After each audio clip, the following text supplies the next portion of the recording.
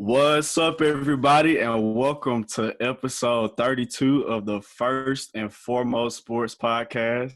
I am one of the co-hosts, the one and only Quinton Douglas. And I'm Jimmy Covington. How y'all doing? What's up? What's up? How you doing, Jimmy? I'm chilling, bro. Waiting on old Joe to win this election. What about you? Yeah, same, man. I was about to say we had a pretty important day since our last episode. I hope everybody got out and voted, but like you said, they dragging out these results. And like we said before we got on here, Trump trying to sue now to stop some of the votes from being counted. So I feel like it's finna be a mess, but hopefully we can just get it over with, get it out the way, and just move forward. But let's jump right to it. We're not going to waste any more time. So, at this point, we halfway through the NFL season, bro. So, right now, who's looking like contenders to you? I got 3 contenders in each conference. Really want to go with 4. But, both of those extra contenders on each side, they have, flaws that I can't omit. And I think that's what prevents them from being the top-tier contender. But I'm going to start with the AFC first. And my number 1 contender in the AFC is the Kansas City Chiefs. Last year's Super Bowl winner. They're sitting here at 7-1. Their best wins this season have been against Baltimore and Buffalo. They have the best point differential in the league of 101 points. So they're getting it done. They're winning by a nice, sizable margin. Offense averaging nearly 32 points per game. The defense is allowing only 19 points a game. So when you think about KC's defense, you don't think about a defense that's that good. You know what I'm saying? So 19 points a game is you can definitely work with 19 points a game, especially with the offense that Kansas City has. Nearly 50% on third down. And the defense is giving up less than 40% on third down conversions. That'll work. They're winning a time of possession battle each game. That'll definitely work. When you think about the offensive weapons in terms of pass catchers, you might wouldn't think that Kansas City controls the clock like they do. But with adding Clyde Edwards-Helaire and Le'Veon Bell, they have shown that they can definitely run the ball down your throat, and that's making them even more dangerous. And Pat Mahomes, it's hard to say. I never think I'd say this, but he's been underrated so far this year. Has a touchdown interception ratio of I believe 22-1, which is completely insane. Pat Mahomes has gotten better. As great as he's been the last 2 years, he's gotten better. He's doing a better job at taking what the defense gives him. He isn't throwing for the 400 yards a game. He doesn't need to. He's doing a great job of taking what the defense gives him.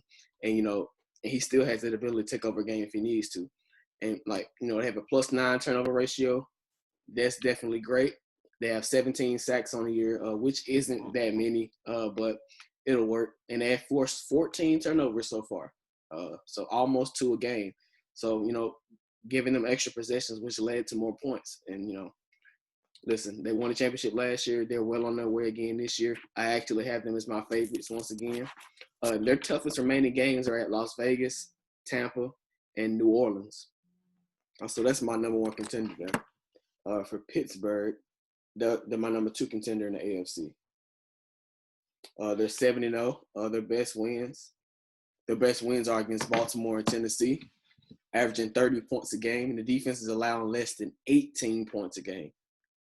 So they've definitely balled out. The defense has been phenomenal this year. Already 30 sacks on the year. The best pass rushing team on the league. Got a host of guys that can get to a quarterback. T.J. Watt, Bud Dupree, Cam Hayward, Stephon Tuitt, all those guys can get after it. Almost 50% on third down, winning time possession by nearly 5 minutes. And, they have so far they've had like I would say kind of easy schedule outside of Baltimore, Tennessee. I say they pretty much played some cupcakes. Yeah, and it ain't going to get any harder. No, because they play Dallas this week, remaining They got Baltimore again. They have Buffalo once again, and they have Indy, which are all winnable games. But I will say, I don't believe they should have won the game against Baltimore. I think their game is solely on Lamar Jackson. Because if you look at the box score, well, if you look at the box score without looking at the quarterbacks, then you know that Baltimore dominated their game. But it's just Lamar's untimely turnovers, is what helped Pittsburgh get that W. But nonetheless, they're undefeated and they're definitely a contender. My last contender in the AFC is the Baltimore Ravens. Offensively, they haven't been as efficient in terms of the passing numbers. Lamar has struggled this year, but there's a reason behind that. I don't believe they have a true number one receiver. I don't believe Hollywood Brown is a true number one receiver, not at this point in his career. Their second best receiver is Willie Snead. I don't know how far you're going to go. No disrespect to Willie Snead, but I don't know how far you can go with Willie Snead and Hollywood as your number one, your number two. They have Mark Andrews. Not gonna cut it. Yeah, they have Mark Andrews, who's a great tight end, but he does drop passes from time to time. They just lost 2 starting offensive linemen on IR last week. They lost their left tackle and they lost their starting right guard. So that's something to pay attention to. But so far, Baltimore's schedule, their best win has been against Cleveland. Like I said, they've lost against Pittsburgh and they've lost to Kansas City. But, their win, the only quality win I would say they have is against Cleveland. But they've still been able to average. Give or take. Exactly. Even with Lamar's struggles this year, he still only has 4 interceptions. I think it's the efficiency that's what's bothering people. But they're still averaging 29 points a game. The defense is playing terrific, only allowing less than 17 a game. They're 43% on third down. The defense is only allowing 34% on third down. They're winning the time of possession battle as expected. They have 24 sacks on the year, and they forced 12 turnovers. And they added, the trade deadline, they added Yannick Ngakoue, who's a perennial 10-sack guy his first 4 years in the league. So, they got a little better. They added Dez Bryant, who, I believe will get added, to the regular roster pretty soon. And I'm sure he can help out if Dez has, recovered from the Achilles properly. It's been 2 years. Once he get in condition, I think he'll be able to help them out. I'm glad he's back. But now moving on to the NFC. My number one contender in the NFC is the Tampa Bay Buccaneers. Sitting there at 6-2. They have some high quality wins against Chicago, Green Bay, and the Las Vegas Raiders. They have a plus 82 point differential, averaging almost 31 points per game, allowing 20 points a game. They're pretty good on third down. They win the time possession battle. They have a plus 6 turnover ratio. They have 28 sacks. They're one of probably the second or third best pass rushing team in the league. They forced 12 turnovers so far. And they got a couple tough, remaining games for the most part against New Orleans and Kansas City. They will have both of those games at home. So those are going to be some tough outs. But, I love the way the defense is playing. Tom Brady is spreading it around. Ronald Jones is running, tough between the tackles. And like I said a couple weeks ago, I wouldn't be surprised, if they were hosting the Super Bowl in their own stadium. My second contender in NFC is the Seattle Seahawks. Russell Wilson and DK Metcalf have been simply sensational so far this year. We know what Russell Wilson has done, but my concern with Seattle is the defense. The defense is giving up nearly 25 points per game. So Russell Wilson has had to be spectacular in every game. And if he makes mistakes, like he did in Arizona, they're not going to be able to win games, especially come playoff time. They're actually losing the turnover time possession battle per game, but it's only about less than a minute.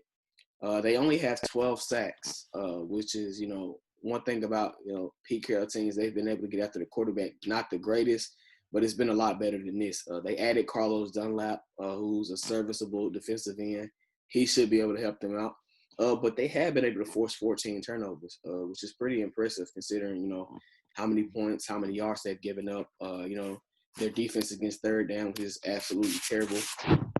Allowing opposing teams to convert 48% of their third down opportunities. And their toughest remaining games are Buffalo and Arizona. So Seattle is a team to watch. They could very easily win the Super Bowl as well.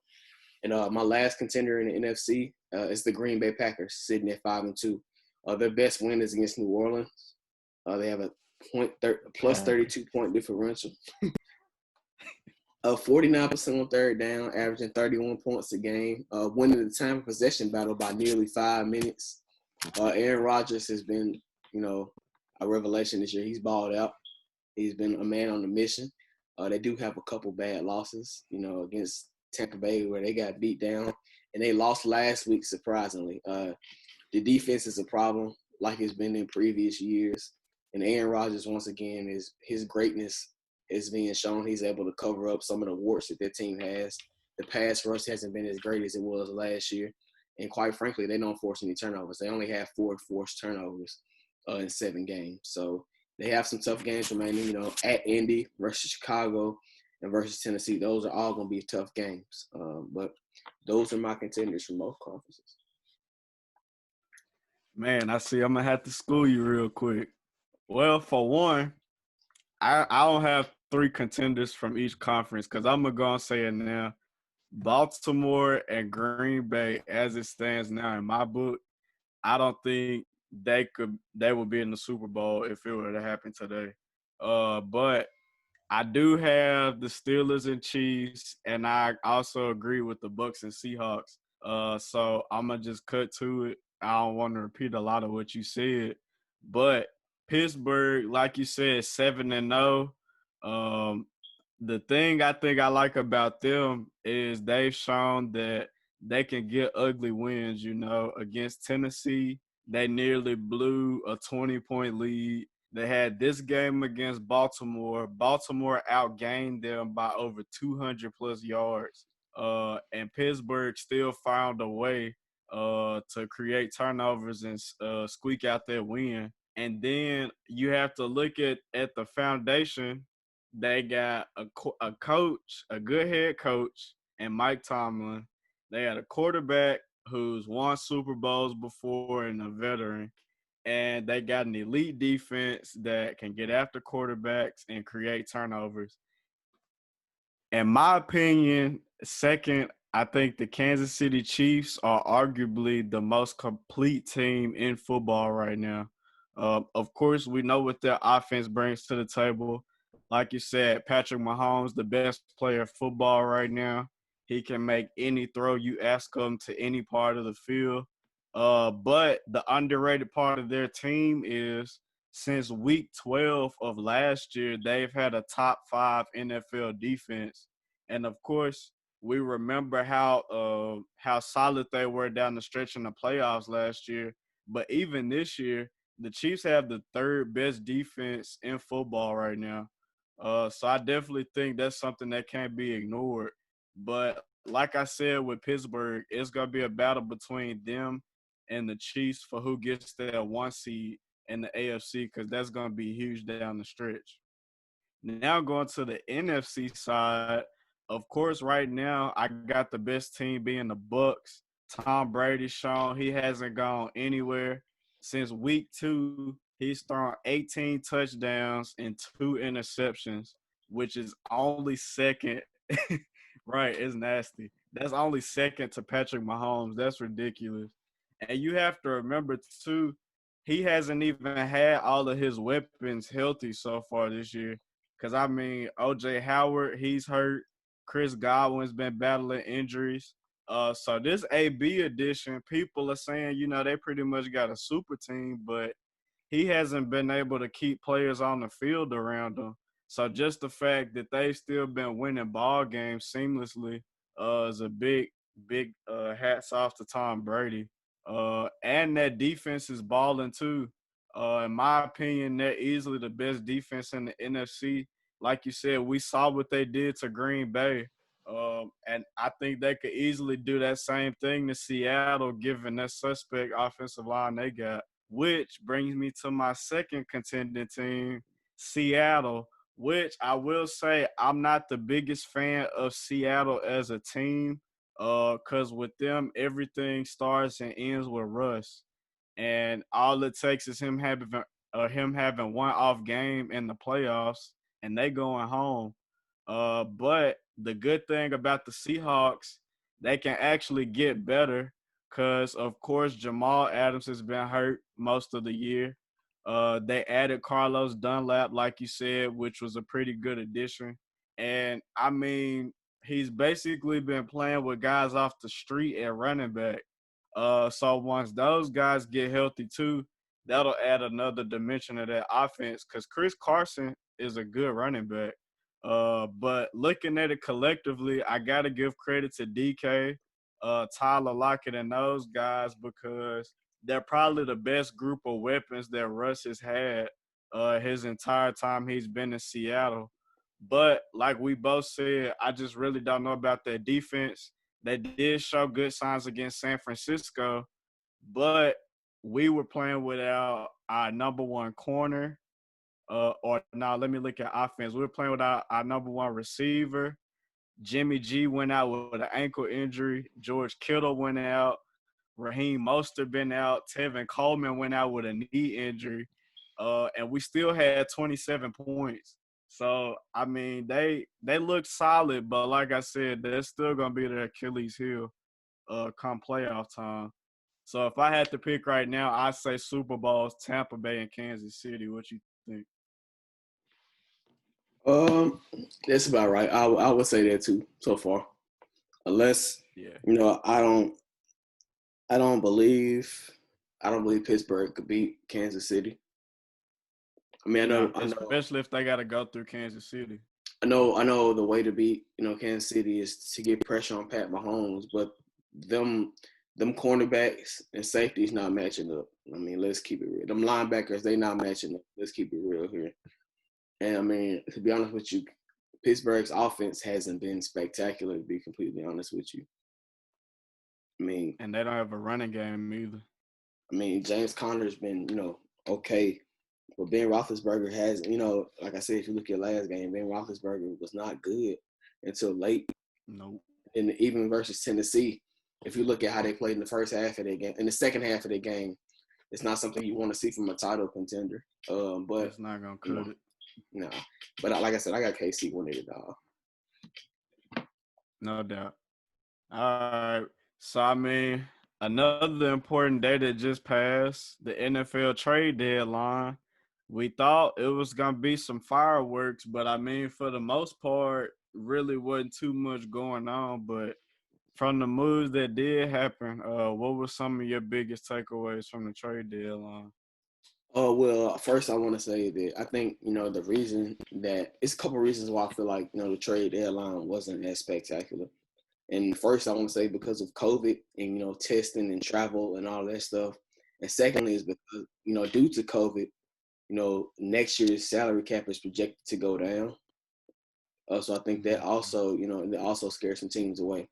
But I only have two takeaways. First thing is, nothing really, like I said, nothing really spectacular happened. But I think, I mentioned it earlier. Baltimore added to its strength of pass rushing to the defense. I think the defense is the strongest. It's the strongest unit on that team.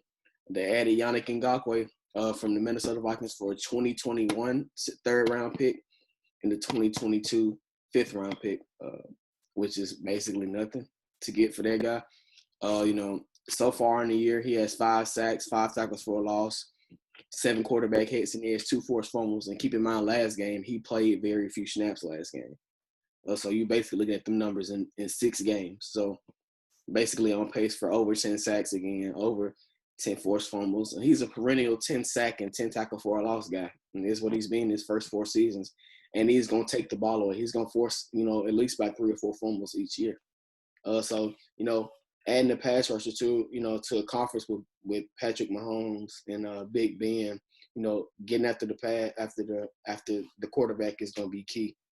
And if you're looking at the king of the hill, like I said, Kansas City, the way to beat Kansas City, you got to be able to get pressure and you got to be able to match up. You can't play Patrick Mahomes too much zone, and you can't play too much man-to-man. And I think, Baltimore does a great job of mixing coverages. Predominantly, they play man because they can do that.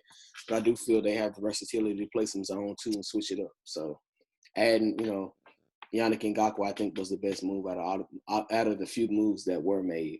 And my second takeaway, my last one is, once again, Green Bay refuses to give Aaron Rodgers some help. Oh man! I mean, let's just call it They what it just is. knew for sure they was getting Will Fuller.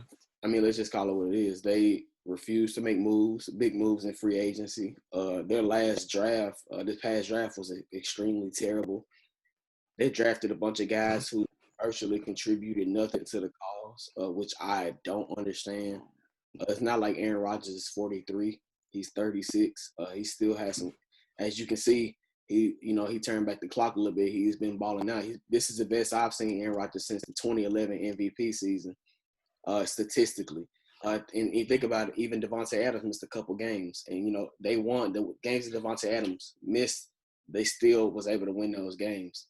So I mean, like, just I don't know why. I mean, I understand why they didn't. I believe that Houston's asking price was too high, and Will Fuller is in the contract year. So I believe Green Bay didn't feel that the price tag what they wanted for rental basically. Yeah, they didn't want too It much. wasn't worth it. And then Devontae Adams, I think his contract is up maybe this year or next. So he's going to be looking to get paid. He's one of the top 5 receivers in the game. So he saw the money that Julio and Mike T got, and so and D Hop. So the money that he's going to command. So they figured Will Fuller wasn't worth the investment. And Alan Lazard, he wasn't playing too bad either, but I think he hurt right now. Yep. So maybe when he come back, he'll be straight. But like you said, you already talked about it. Of course, the Ravens got Yannick Ngakoue. Seemed like the Ravens been signing everybody. But I get the move. They being aggressive. Of course, you got a quarterback who's on a rookie contract, and you got a Super Bowl window. So you got all the resources to pretty much be as aggressive as you want on defense. And like you said, they get after the quarterback, but they blitz actually 48% of the time. So getting a guy like that, now you can get more pressure. Just sending 4 guys and dropping 4 or 7 back in coverage, because we show at San Francisco that's pretty much the best formula to beating a team like Kansas City. But as you said, Ngakoue is a difference maker. The Vikings, looking at it from their side, they pretty much thought they were in win now mode. I don't know how when Kirk Cousins is your starting quarterback, but they're 1-5 right now. But I feel like they could have gotten more for Ngakoue, especially looking at the Chiefs gave a first and second for Frank Clark, and even the 49ers, when we got D Ford, we gave a second round pick. So for them to get a third and a fifth for a guy who's only 25, hasn't really missed any games with injuries, that's a head scratcher.